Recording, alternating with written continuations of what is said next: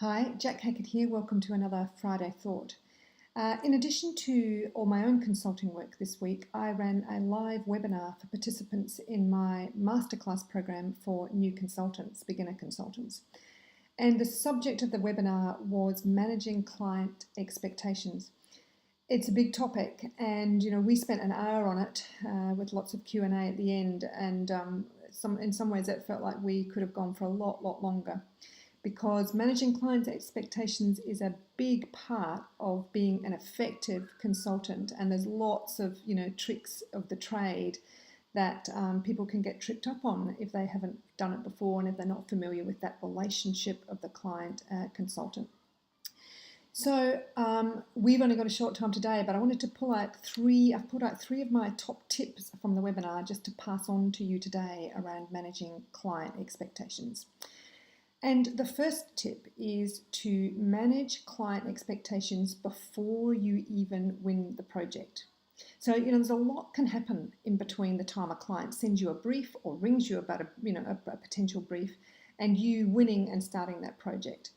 And so there's lots of opportunity in that time frame before you've won it to actually manage the client's expectations, because they often have unrealistic expectations.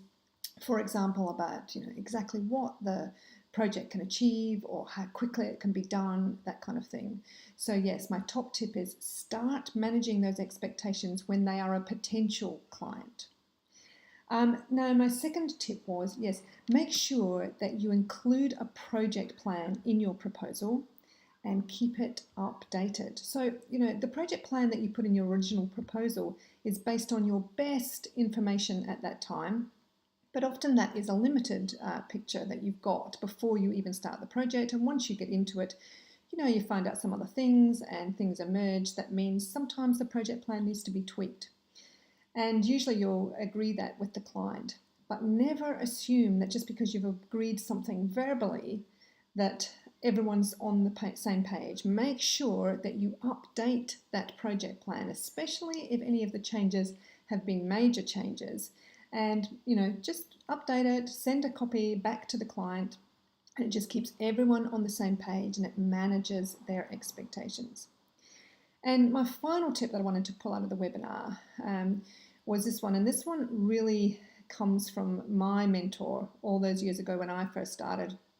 And it's to build in a meeting to present preliminary findings before you start writing the draft report.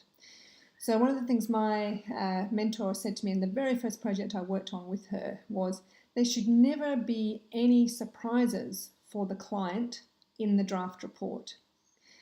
And so, that was such a good lesson for me. And so what she was saying was it's really all about managing their expectations. So you're often in your draft report reporting things that are not necessarily painting things, rosily. Sometimes you have to report things in your findings that have been difficult for the organisation, that there's been emerging issues that the client wasn't aware of.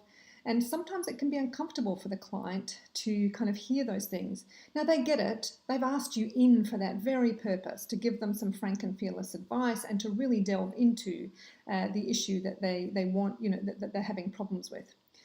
But if the very first time the client hears or sees really those issues, some of those issues raised is in black and white in a formal report, even if it's a draft, then that can be a bit uncomfortable for them. And so you risk kind of them being a little bit defensive and maybe less inclined sometimes to accept your findings. So always build in this face-to-face meeting where what you're presenting is preliminary findings, and you can have a discussion with your client about it. They can ask questions. It's just a kind of gentler, less kind of risky approach to the client hearing some of this information for the first time. So it really does pave the way for your draft report to not have a whole lot of surprises for the client, and therefore to be, to have a fairly smooth passage through to approval. So as I said, managing client expectations is a big part of the consultant role. It's a big topic. There's lots to it. But I hope that my 3 tips today have been helpful in getting you to think about this issue.